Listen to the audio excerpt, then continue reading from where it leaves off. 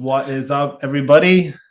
In this video, I'm going to be interviewing a friend, animal rights activist, Tuesday, on her vegan journey, weight loss journey, and just to find out a bit about how you're getting on. I see you making moves on Facebook and Instagram, so I thought I'd just bring you on here just to talk a bit about your journey. So thank you very Awesome. much. Thank you so much for having me. I really appreciate it. Apologies about my voice. I talk too much and lost my voice, but I'm healthy.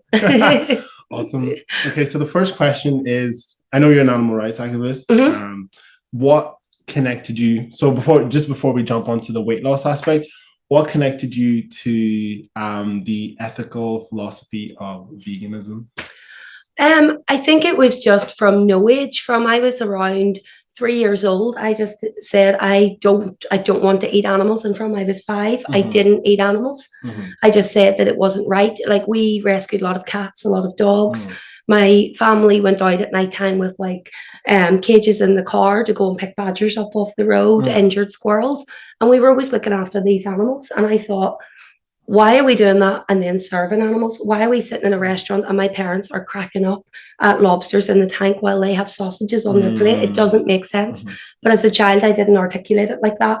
It was very child language. Then I just knew it was wrong and I didn't want to be part of that. And cats, dogs, chickens, cows, pigs, fishes, they're all sentient and they all deserve a right to life. Beautiful. Yeah, so mine was like much later. So yours started like really young. Very young. What age were you?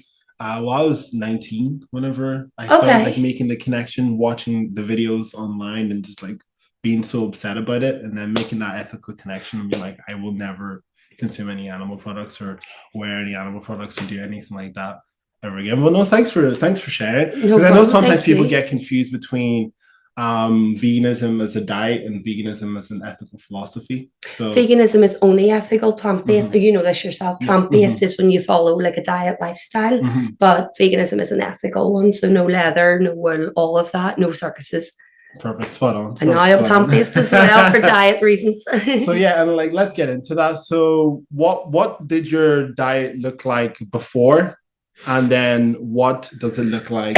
What does it look like now? Oh my goodness, it is such a stark difference. Like it is, the contrast is unreal. Okay, awesome. So before I would have, should I be looking at this? Or no, sorry okay. if that's okay. That's not now. Just what I want. Yeah, just vibe. Okay. So before I would have woken up and put a pizza in the oven, had chips, had a load of bread and butter, and that was for breakfast, whether I woke up at 7 in the morning, whether I woke up at 12 noon. Then I would have snacked on crisps, I would have had chocolate, popcorn, I would have gone out for dinner with my friends, and it had to be, obviously all vegan, it had to be a cheese pizza with extra cheese, all of the meat alternatives, the oil on the side, the wedges loaded with cheese. And obviously, as you know, I was drinking very heavily. I was having 1.5 liters of vodka a day with 2 bottles of wine. So then I would go periods where I wouldn't eat and I would lose loads of weight, and everyone would say, my goodness, you look amazing. Internally, I was crippled with pain. My skin was dry. My hair was falling out. I couldn't walk the length of myself. And then I got sober and I thought, everything that I do, I do with love, and I do it for the animals and the earth that I love. And I thought, I'm an animal too. I'm going to respect my own body. And instead of viewing food as something that I'm eating to enjoy and I'm treating myself with pizza, I'm going to respect my body and eat the food that I actually love and that loves me. So I changed everything. So I wake up now, and my first go-to after I do my gratitudes and my meditation, always, and I do my affirmations and set my intentions for the day. Okay, they got a mindset right. That's what it's all about. I worked on my mind. We can talk next. I worked on my mind first, and now I have a big 3 liter of smoothie in the morning, which is a handful of dates. Thanks to you, you taught me about the dates. The way of the dates. He taught me this. Absolutely. Big handful of dates. Organic peanut butter, all of the frozen berries. Doesn't have to be expensive. It can be the imperfectly ones from the supermarket. Loads of frozen berries, flaxseed, any of the seeds, any of the nuts you have in the house. You want to throw in some kale, some spinach. Might look like it doesn't work. It works. And if at the start it doesn't work, your body will tell you it's working, and you just go with it. I go about my day. And then I'll have my lunch, and it's always, because noodles at the minute are my thing. Yeah, I see the noodles you're working with. Okay. Love noodles. And it's simply a load again, frozen veg, throw it in, boil it up, and then throw it into the pan, fry it with whatever spices, any soy sauce, no oil at all. Oil. No oil. No oil. What do we have to eat? Whole grains, legumes, lentils, vegetables, and fruit. You've all familiar and heard about this. No oil, fish, fowl, meat, or dairy. No oil. No oil. No oil. I use stock instead. I make my own, so all my vegetables every day get thrown into a pot, and on the second day I boil them down. I let it simmer till it goes nice and thick and gooey. I strain it, I put it into a sandwich bag, and I freeze it, so I always have little bits. Okay. And that's what I fry my food in, and I add my noodles. So I'll have a big bowl of noodles with cashews, broccoli, sugar snap peas, sweet corn, cauliflower, carrots, everything given from the earth. And you said that was your lunch. What would like a dinner be? My dinner, I would think, sometimes I actually have noodles again, and it'll just be all of the vegetables, or I'll just decide I want tofu with just veg, or I'll maybe have red lentils, so like a dal, but I'll mix it up. I don't follow a recipe. I do what I feel I need. Sort of go like intuitively by like how you feel? Or? Yeah, like if I feel I need more energy while I'm cooking up those lentils, I'll eat a date. And while that's cooking, I'm like, I'll do some tri-dips on the kitchen counter, vibing with the music, get that going. And I'm like, am I still hungry? Okay, more lentils it is. And I just kind of go with what I feel I should be eating. Okay, no, fair enough. And would you say there's a individual in the sort of plant-based world that you got inspired by, that like sort of like that you learned from and you were educated from along this lifestyle? Am I allowed to say you, because it's true? We've known each other for a while. And you've seen me posting all these stuff about like, you know, fruits and plant-based, lots of flora and all that jazz. Yeah, like we've talked about this before. Like this is the first time you've actually met me in sobriety. So when we've talked before, I was listening and I was like, that boy's in good shape. That boy knows at least that I want that, but I wasn't making the mental connection. And now that I did, like I posted on the vegetarian and vegan group, can anybody hook me up with some oil-free recipes? Within, 30 seconds, I had this man on the phone going, girl. And I was like, I'm pen and paper, I'm taking notes. I was like, can I eat dates? Can I eat avocados? Can I do this? And I'm so inspired by you, honestly. Thank you. You're completely inspirational. Thank you very much. If there's anyone sort of listening to this and they are on a sort of vegan lifestyle and they're doing it for ethical reasons and that's going well, but in terms of their health, they're not seeing the results, what sort of words would you give to them? What sort of words of encouragement would you give to them in terms of trying to transform their health around? If you're vegan, you're doing it for ethical reasons. You're obviously compassionate and caring. You want to protect the planet and protect the animals. Sorry. You want 2 seconds. Because I just know that, like, you know, like there's this like running joke. It's like, how can you tell someone's like vegan for the animals? It's like they're out of shape. Which is not true. You know, you can be for the animals and still be in great shape and great health, you can do both. But you need to change your mindset. You need to look at yourself as one of the animals that you love, because you're an animal too, and you need to think, how can I survive on this planet protecting these animals if I'm not able to walk the length of myself, if I'm crippling my own health and constantly being hospitalized or on medication? I need to respect my own body, lead by example, and be able to look after the animals, to be able to do your activism and stand there as a healthy, in shape vegan, showing how it's done, I guess. Just respect yourself, love yourself, and fuel your body. Don't put oil and all that nonsense into it. Okay, beautiful. And because I am the fruit kid, and like this channel talks about, like, you know, humans, you know, originating from like, you know, fruit-based lifestyles and stuff, I have to ask, what is your favorite fruit? Or top 3, if that's too difficult. Can we do top 3? You can do top 3. I'll give you top 3. Okay, I'm going to say pineapple. Okay. I love ripping the flesh out of it. I love pulling it with a fork. Watermelon, which is weird because I used to be afraid of the holes, the seeds, because I've got a phobia of holes. But now I'm just like, shut up, girl, just eat it. It's so good. Okay. And mangoes. Okay, so pineapple, watermelons, and mangoes. Probably, okay, yeah. Pretty good. That's pretty good. But I love them all. It changes, just depends what my body needs or wants that day. Okay, fair enough. What about you? What's your favorite? It changes all the time as well. I'm with you. So mine top three. Go top three. If I had to pick top three, it probably right now I'm just going by intuition and feel. It would probably have to be persimmons because whenever I went to Italy, I swear to they were just the best things I've ever tried. Persimmons in Italy, you just have to do it. So persimmons, I would say dates just because they're like a staple in my diet, and I would have to say watermelons. Okay. At the moment, it does change every month. If you ask me in a month's time, it'll probably change. Can I add that as well? Top four because dates are a go-to. I always have dates on me. They're nature's toffees. They are just the best. You do not need to eat chocolate when you have dates. You don't need to eat anything sweets. Like even my daughter is like, "Mommy, can I have nature's toffees, please?" I'm like, "Of course you can, baby girl. Eat as many as you want." Yeah, I don't see why you would like limit your fruit whenever like people are struggling so much with like all the artificial sweets.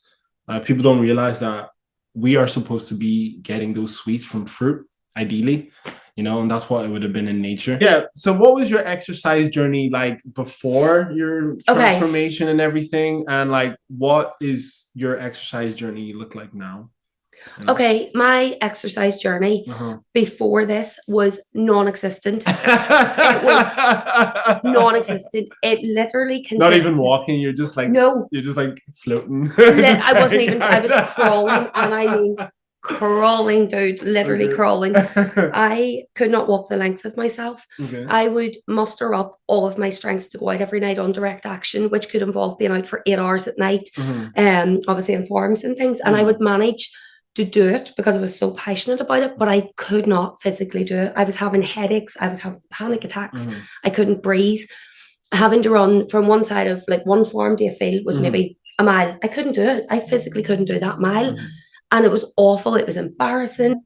So yeah, it went from doing basically nothing. And then it went from the shop is only a 7-minute walk, and I had to do that every day to go and buy vodka. Otherwise I'd go into seizure, I'd go into withdrawal, and I physically couldn't do it. I remember holding onto the walls trying to do it.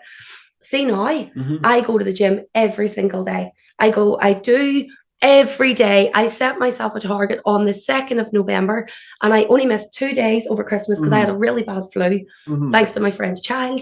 She gave me a flu. I've only missed 2 days. I go every day.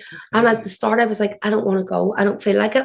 Go and do it. If you don't want to do it, you go and do it. And then you look at yourself and the reasons why you didn't want to do it, and you work on those reasons. So now I do the gym every night. Wait, what do you like to do in the gym? Oh, my favorite is legs. Okay. I am a real leg press or a squat girl. I've always loved legs. I'm working on my arms now, which I'm actually really enjoying. I'm loving that. I do half an hour to 45 minutes cardio, which is treadmill. I don't do the bike just because I have a bike at home. I don't like cycling in the gym, but I do about half an hour, 45 minutes cardio. And then I absolutely smash the life out of my legs. And there is 17 stairs in my gym. And recently I've had to come down them on my bum. And I actually videoed me walking home. But just because you're just so they were wobbling. I always feel, unless I'm wobbling after I haven't done enough, I haven't pushed myself enough. So I pushed myself to absolute failure. And then I wobble home, holding onto the walls. I'm like, if anyone sees me, you don't have to. I've got videos. I'll upload them later. I'll put them here. You can do it. It's amazing. See the wobble home, holding onto a wall because you've trained your legs so hard, not clutching vodka, not feeling fatigued, to go home with that sense that you've achieved something. So I go home and I have a cup of Giroud tea because I don't drink caffeine either. So I have a cup of Giroud tea and then I go to the beach. Every single night I go to the beach. Yeah, I saw that you did this, you know what I mean? You've invited me along, you know what I mean? See people who do these cold like, beach swims at night, I have a ton of respect for them because like, it's like Wim Hof. Or something. Yeah, it is. Oh my goodness, it's amazing. I can't show you because I have tights on, and obviously I can't pull them up. But I've got loads of cuts on my legs. Oh, just from like the rocks jumping in, and it's amazing. It's exhilarating.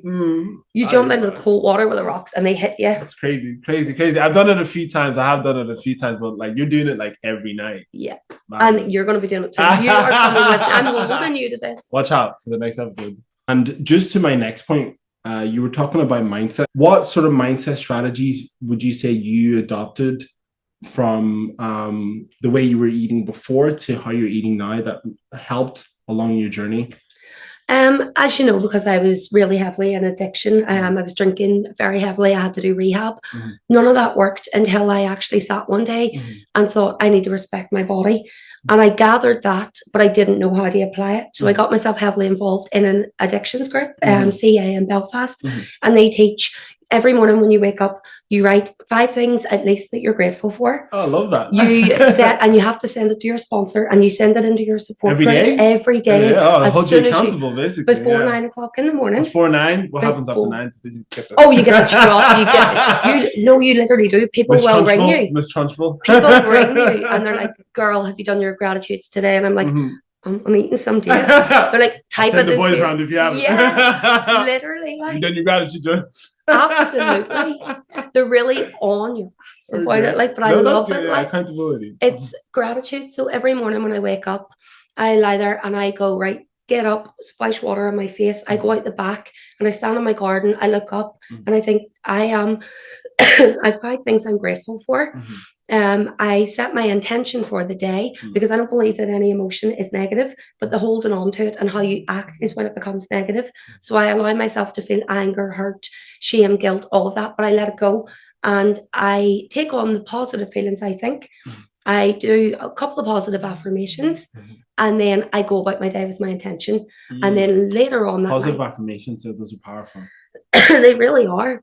I always put out, I want peace in the world. Do everything you do with love, not for love. Treat everyone with respect and kindness and start your day off that way. And that sets in my mind, I don't have the cravings for pizza anymore, which I did not ever think I would get to the point of. At the start, I was like, I'll go and just have one slice of pizza. I don't see food that way anymore. I now think I respect and love myself so much. Let's go and start chopping those dates, get that pineapple in there, drink that water and go about my day that way. And it's really, really helped my mindset. Amazing. Yeah. So yeah, I always say to people, mindset strategies is super important whenever you want to make behavior change, because a lot of people try to restructure their externals before they restructure their internals, where from psychology, we know that your subconscious mind has the big play in relation to your actions and your behavior. So it's amazing just to hear the mindset strategies that you applied. So any final words for the subscribers? Any sort of last message, last dying message sort of thing? Dead message. Go vegan. You know that's coming. Obviously, yes, I want everybody to go vegan. And before that would have been my direct message, go vegan. That's not my only message anymore. It's not just to go vegan. It's to go oil free, to give up processed food and really nurture your body, give your body what it needs, respect yourself and love yourself the way you want everybody to love the animals and everybody to treat everybody with respect and kindness. And that starts from within. So positive affirmations, gratitudes, meditation, lots of working out, whatever you're able. Like your 100% might look like someone else's 10%, but it's your 100%, and just do it and be proud of yourself. But no, seriously, thank you so much for coming on here and sharing your journey, talking a bit about veganism and, you know, just inspiring and motivating people not only to be compassionate to animals, but also to be compassionate to themselves and eating whole plant foods just so that they can feel amazing, just so that they can work out with more energy and just have more vitality on this lifestyle. So thank you so much for having me, and thank you so much for inspiring me. I don't know how long we've known each other, like 10 years or something. Long time, yeah. Just long time. I don't know exactly. I can't pinpoint exactly when we met. It's been so long. Yeah, but and I was drunk, so I wouldn't have remembered. Long time. It's a long time, and you have, everything you've said has led me to this and inspired me and continues to do so. Oh, thank you. So follow them. Peace, love, veganism. Like and subscribe.